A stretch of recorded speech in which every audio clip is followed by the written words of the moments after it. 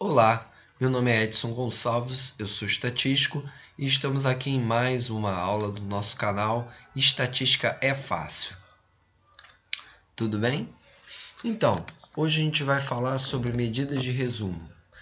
Medidas de resumo faz parte, das estatísticas de análise descritiva dos dados. Elas são feitas para que a gente possa ter uma ideia, uma noção geral da massa de dados que a gente está trabalhando. E hoje que eu vou falar em parte delas. Esse vídeo inicialmente era para ser um vídeo em uma única etapa, mas a gente resolveu dividir em duas etapas, né?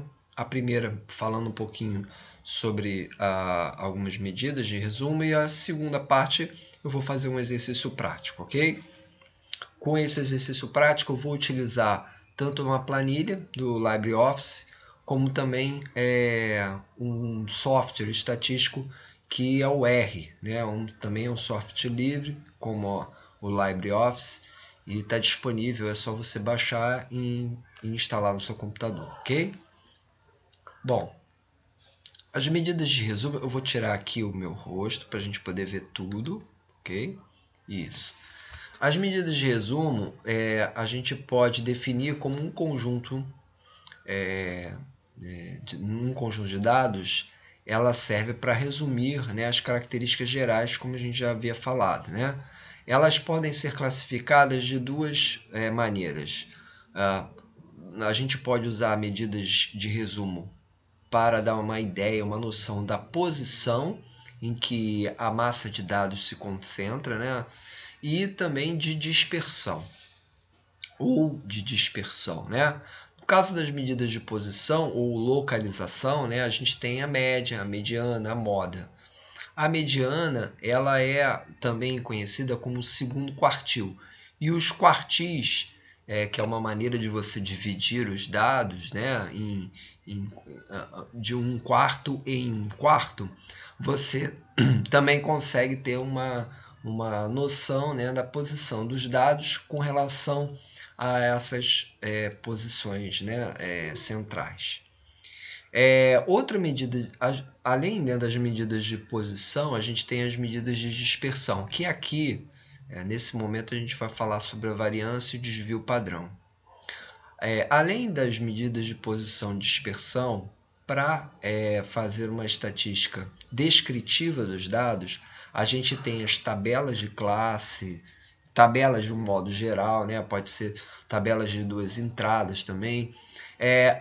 E os gráficos, né? Que também são uma outra forma de você resumir, olhar de uma forma geral a disposição dos dados. Por que é importante essa observação? Porque só observando essas estatísticas mais simples, já é possível em alguns casos, e dependendo da área, né, ou do motivo que você precisa gerar as estatísticas, já é mais do que o suficiente para você já tomar algumas posições, para você tomar algumas medidas, entendeu? Da mesma forma, os gráficos. Bom, a medida de resumo que a gente vai falar, a medida de posição, são a média, a mediana e a moda, nesse caso aqui.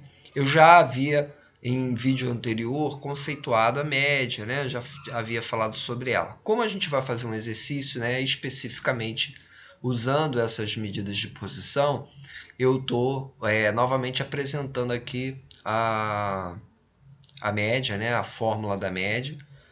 Para frente, eu vou apresentar uma outra fórmula da média que a gente vai usar no exercício que a gente vai ilustrar aqui o uso, né, dessas estatísticas.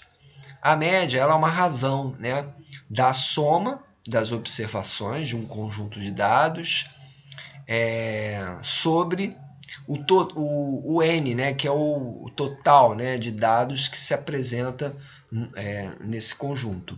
Então, por exemplo, vamos supor que a gente observou a altura de 200 alunos de uma escola de segundo grau na Baixada Fluminense. Então, o N meu é 200 alunos. cada um daqueles 200 alunos, ele tem uma altura específica. Poderia também fazer da mesma maneira com peso, né? Cada aluno teria um peso, né? Vamos supor, 300, 200, vai depender, né, de como eu vou fazer o meu estudo, né? E aí esse N, né, é justamente a quantidade de dados, né, que eu pesquisei, que eu observei. Cada um deles, se eu somar cada uma dessas observações e dividir pelo total, né, de observações, né, que eu tenho então a média, que é dada por esta fórmula aqui. A mediana, ela é uma medida de posição central, né, dos dados, que ela se preocupa com a posição central.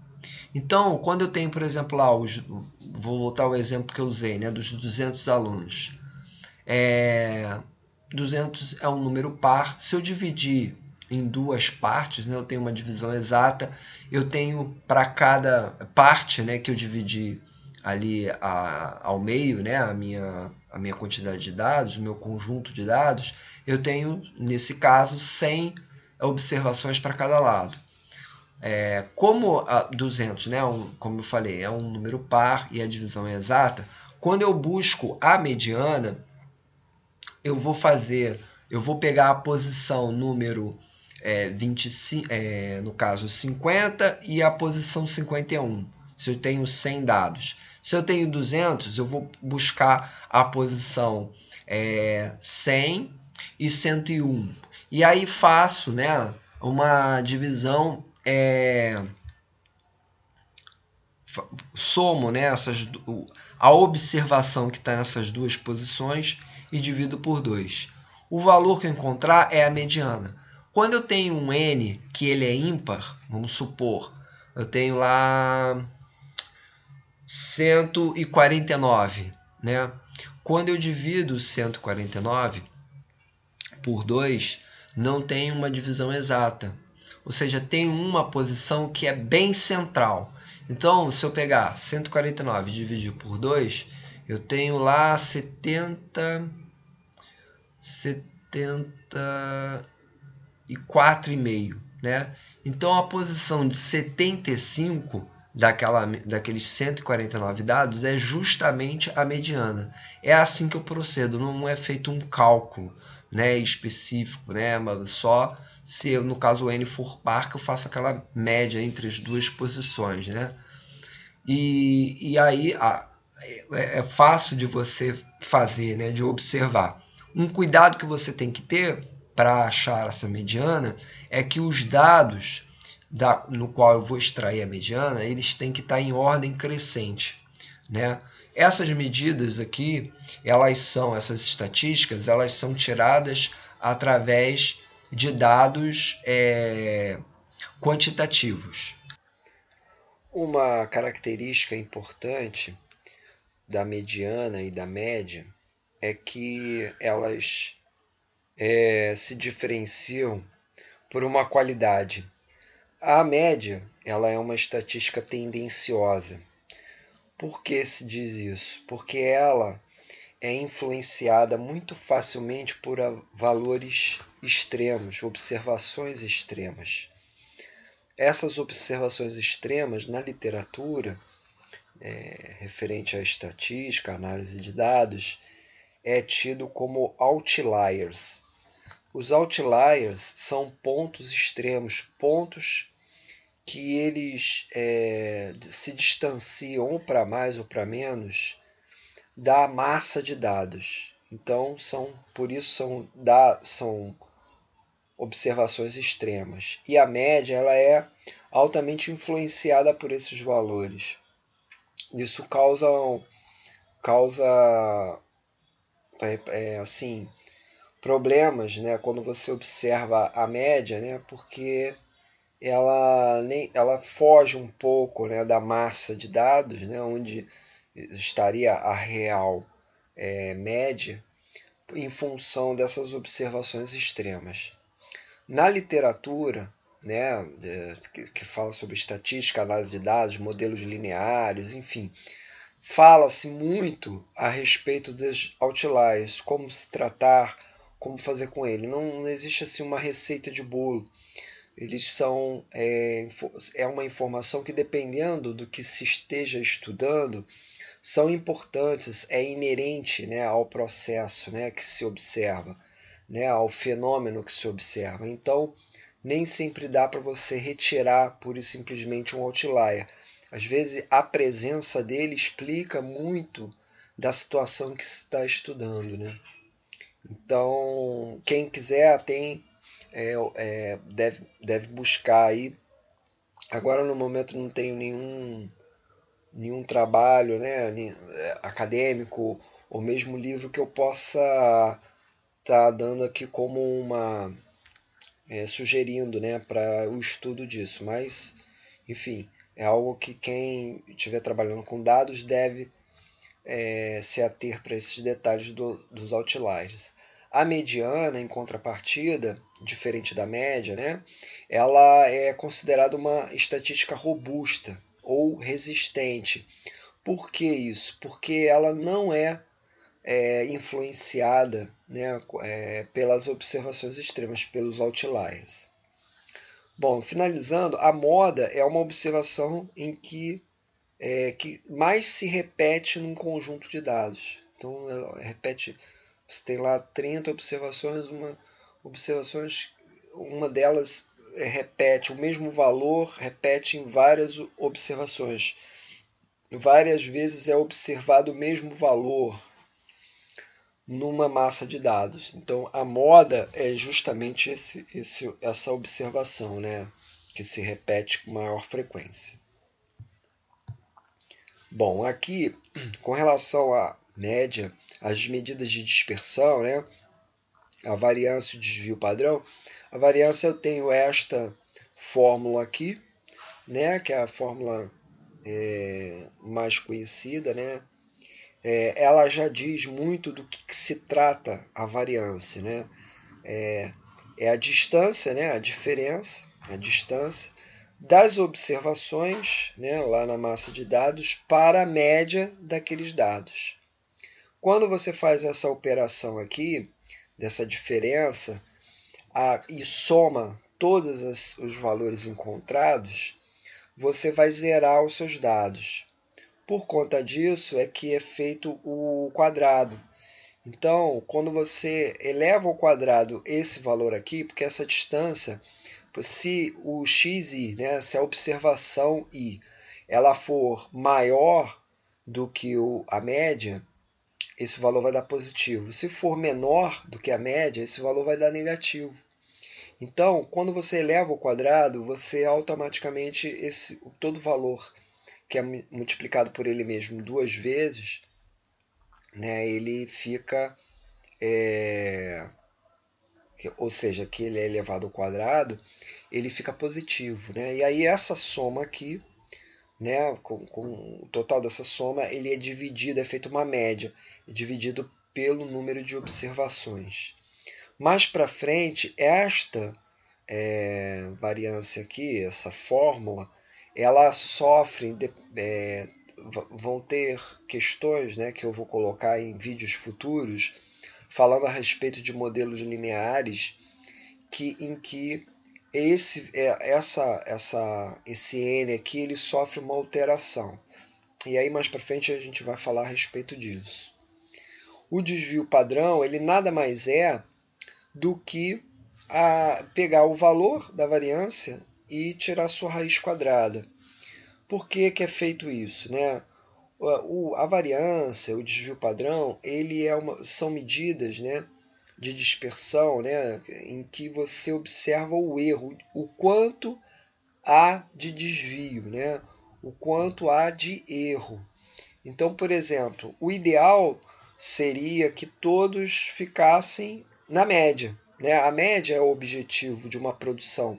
Por exemplo, né, se você produz parafusos, você tem lá um gabarito, você tem um padrão que você segue de qualidade para aquilo que está sendo produzido, aquele, no caso, o parafuso. Se você tem lá arroz com um pouco maior, um pouco menor, o diâmetro do parafuso um pouco maior, um pouco menor, isso vai influenciar na qualidade daquele produto, daquele parafuso que está sendo produzido. Então a variância ela vai dizer exatamente o quanto é essa variação. E existem hipóteses e testes estatísticos que são feitos para que se um certo lote, né, que é produzido, né, se tiver com um erro, né, com essa distância muito maior, né, do que o que é aceitável, né, há um expurgo, né, há um cancelamento, há uma retirada de um lote ou de um produto que é produzido, volta para o refúgio ou volta para, né, desmanchado para refazer, né, o produto, enfim, há várias medidas, né, que são tomadas em função disso. O desvio padrão, então, ele é uma raiz quadrada porque esse valor aqui da variância ele tem a sua unidade também elevada ao quadrado. Então, por exemplo, vamos supor, né, no exemplo no estudo, né, que eu citei, o exemplo que eu citei no início desse vídeo, que se quisesse estudar a altura de alunos lá de uma escola, do segundo grau de uma escola pública. E aí, cada observação vai ser a altura medida em centímetros, em metros dos alunos lá daquela escola, né? Quando você faz a variância, aquela medida, centímetro ou metro, ela é elevada ao quadrado e isso gera um problema, porque como é que você vai analisar uma altura em metros quadrados, em centímetro quadrado? Isso gera uma confusão na análise. Então é quando você tira o desvio padrão. O desvio padrão, a unidade que estaria ao quadrado na variância, ele volta para a sua unidade original. E aí fica muito mais fácil de você analisar, de você buscar correspondências, similaridades, né? Você fazer a análise. É isso. Bom, esse aqui é o nosso vídeo, né? Muito obrigado aí pela atenção de vocês. Espero que tenha tirado mais dúvidas. Seguido a este vídeo, a gente vai fazer em que eu vou colocar um exercício prático, né, falando a respeito dessas medidas de dispersão, ok? Muito obrigado pela sua atenção, até o próximo encontro e não esqueça, estatística é fácil.